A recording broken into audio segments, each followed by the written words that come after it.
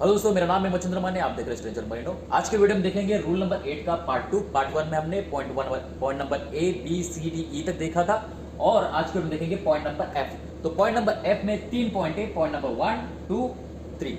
चलो दोस्तों, वीडियो के लिए स्टार्ट करते हैं। अगर आपको कोई डाउट है तो आप मुझे कमेंट में क्वेश्चन पूछ सकते हो। रूल नंबर 8 है एक्शन टू अवॉइड कोलिजन। अभी पॉइंट नंबर एफ में क्या बोला है? Point number F point number 1 उसका सब पॉइंट है point number 1। A vessel by which any of this rule required not to impede the passage or safe passage of another vessel। मतलब इस rule में, मतलब जो आरओआर के जो रूल्स है, आरओआर के रूल्स में जिस वेसल को बोला गया है, आरओआर के रूल्स में क्या है कि एक गिववे वेसल होता है, एक स्टैंड ऑन वेसल होता है। तो स्टैंड ऑन वेसल मतलब वो वेसल बस गिववे वेसल के एक्शन मॉनिटर करेगा, ठीक है। वो एक्शन नहीं लेगा, या जब तक उसे सेफ नहीं लगता तब तक। जब उसे लगेगा कि अभी मुझे एक्शन लेना है तभी वो एक्शन लेगा। वो अब हम धीरे धीरे आगे बढ़ेंगे तब देखेंगे।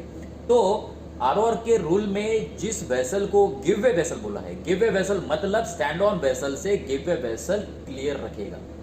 तो गिववे वेसल कौन सा होगा, स्टैंड ऑन वेसल कौन सा होगा, ये हम देखेंगे आगे वाले हर एक रूल में। आगे रूल्स जो है उस रूल में ये चीज बताई गई है। तो अभी के लिए फिर आप इतना ध्यान रखना कि एक गिववे वेसल होता है, एक स्टैंड ऑन वेसल होता है। गिववे वेसल मतलब जो अपना रास्ता क्लियर रखेगा दूसरे वेसल के लिए, या जो एक्शन लेगा सामने वाले वेसल से, जो वेसल एक्शन लेके क्लियर रखेगा, अपना खुद का रास्ता चेंज कर लेगा और सामने वाले वेसल से क्लियर रखेगा, उसे बोलेंगे गिववे वेसल। तो ठीक है, अभी हम बात करेंगे गिववे वेसल से। तो आपको गिववे वेसल और स्टैंड ऑन वेसल समझ में आ गया। तो गिववे वेसल मतलब जो वेसल दूसरे वेसल से क्लियर रखेगा एज पर दिस रूल्स। अभी क्या है? Vessel by which any of this rule required not to impede the passage और safe passage of another vessel. मतलब गिववे वेसल और ये है स्टैंड ऑन वेसल, ठीक है। तो give way vessel shall when required by the circumstances of the case take early action to allow sufficient sea room for the safe passage of other vessel. मतलब give way vessel ने action, जब circumstances बनेंगे, जब situation बनेगी, risk of collision exist होगा, तो give way vessel ने action early time लेनी चाहिए, एम्पल टाइम में लेनी चाहिए। जो गिववे वेसल रहेगा जिसे क्लियर रखना है सामने वाले वेसल से, जो स्टैंड ऑन वेसल है उससे, तो गिववे वेसल ने अर्ली एक्शन लेना चाहिए to allow sufficient sea room for the stand on vessel. मतलब स्टैंड ऑन वेसल का पैसेज इंपिड नहीं करना चाहिए, स्टैंड ऑन वेसल का सेफ पैसेज। सेफ पैसेज और पैसेज में क्या फर्क है? Stand on vessel constant by draught भी हो सकता है, मतलब उसका वही लिमिटेड पैसेज है, लिमिटेड सी रूम है। तो उस वेसल का पैसेज गिववे वेसल ने इंपिड नहीं करना चाहिए, एक्शन जल्दी लेके, एम्पल टाइम में एक्शन लेके। तो यही चीज बोली गई है यहाँ पर। आपको stand on vessel, giveaway vessel समझ में आ गया? स्टैंड ऑन वेसल मतलब जो बस मॉनिटर करेगा, और गिववे वेसल जो वेसल एक्शन लेगा। वेसल में, दो वेसल में कोलिजन हो रहा है, तो दो वेसल में जो कोलिजन हो रहा है उसमें से एक वेसल स्टैंड ऑन रहेगा, एक वेसल गिववे रहेगा। वो गिववे कौन सा रहेगा, स्टैंड ऑन कैसे रहेगा, ये हम लोग आगे जैसे जैसे रूल्स आते रहेंगे मैं उसमें आपको बताते रहूंगा, ठीक है। अभी के लिए आप गिववे वेसल और स्टैंड ऑन वेसल समझ में लेना। तो पॉइंट नंबर 1 ये हो गया। पॉइंट नंबर 2 में क्या बोला है? The vessel required not to impede the passage और safe passage of another vessel. मतलब यहीं पर भी यही बात होगी, ये है गिववे वेसल। तो इतना सब बोलने के बजाय हम लोग ये बोलेंगे कि give way vessel, when the give way vessel is required not to impede the passage of another vessel, ठीक है। अनदर वेसल मतलब stand on vessel is not relief of this obligation if approaching the other vessel so as to involve the risk of collision. मतलब give way vessel जब तक stand on vessel clear नहीं जाता, या stand on vessel जब तक clear पास नहीं होता, तब तक गिववे वेसल रिस्पॉन्सिबल रहेगा। गिववे वेसल इस रूल से रिस्पॉन्सिबल रहेगी, is not relief of this obligation, ठीक है। तो गिववे वेसल हमेशा रिस्पॉन्सिबल रहेगा। गिववे वेसल मतलब जो इस वेसल को अपने रूट को चेंज करके स्टैंड ऑन वेसल से क्लियर रखना है। तो ये हो गया गिववे वेसल। वो रूट भी चेंज कर सकता है या स्पीड भी चेंज कर सकता है। तो गिववे वेसल हमेशा ऑब्लिगेशन से टाई अप रहेगा, गिववे वेसल हमेशा रिस्पॉन्सिबल रहेगा when there is a risk of collision, and shall when taking action have full regard to the action which may required by the rules of this part. मतलब give way vessel जब action लेगा तो उसे ये जो rules है और rules के अकॉर्डिंगली ही एक्शन लेना है। मतलब ऐसा नहीं कि मैं अगर गिव वे वेसल हूँ और सामने वाले स्टैंड ऑन वेसल से मुझे क्लियर रखना है तो मैं किसी भी साइड में जहाज को टर्न करके या कोई भी एक्शन लेके मुझे जैसे लगता है वो एक्शन लेके मैं अपने वेसल को क्लियर नहीं रख सकता।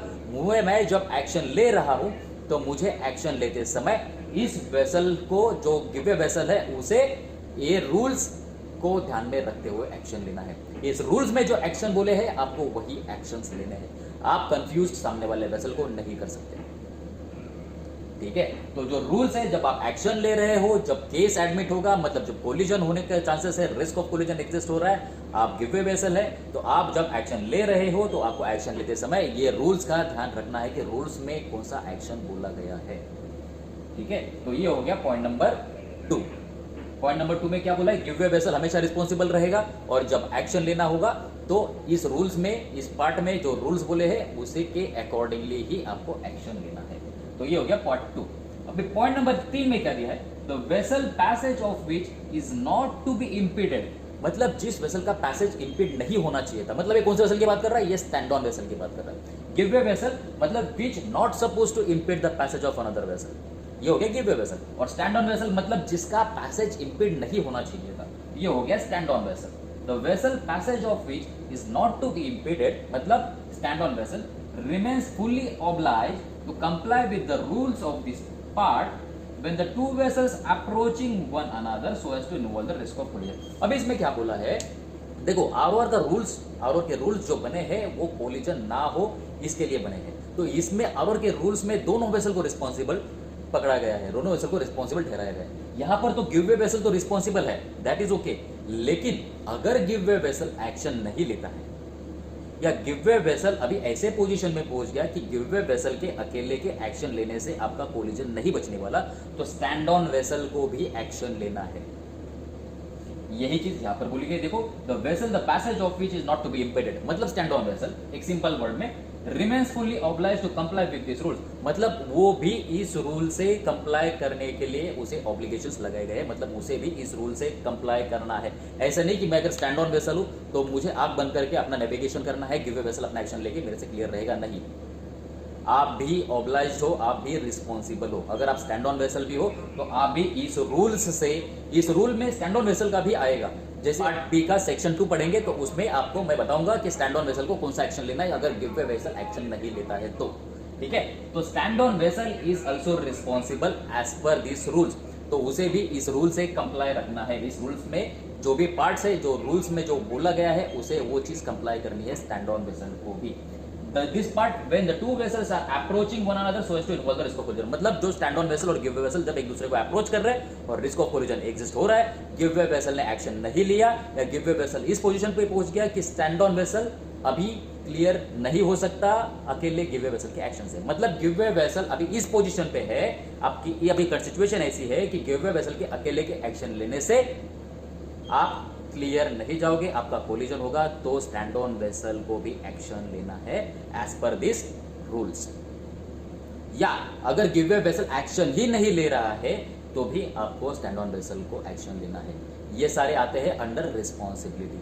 तो आपको, अगर आप स्टैंड ऑन वेसल भी हो तो आप अपने आप को नहीं बचा सकते, आपको भी रिस्पॉन्सिबल पकड़ा जाएगा, आपको भी रिस्पॉन्सिबल ठहराया जाएगा।